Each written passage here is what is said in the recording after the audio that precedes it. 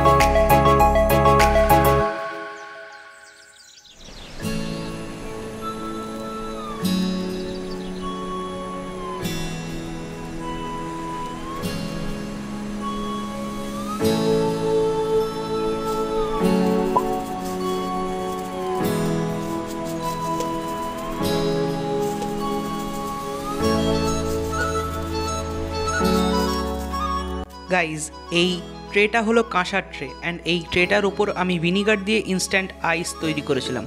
তাই যে জায়গায় ভিনিগার পড়েছে সেই জায়গাটি দেখুন একদম পরিষ্কার হয়ে গেছে।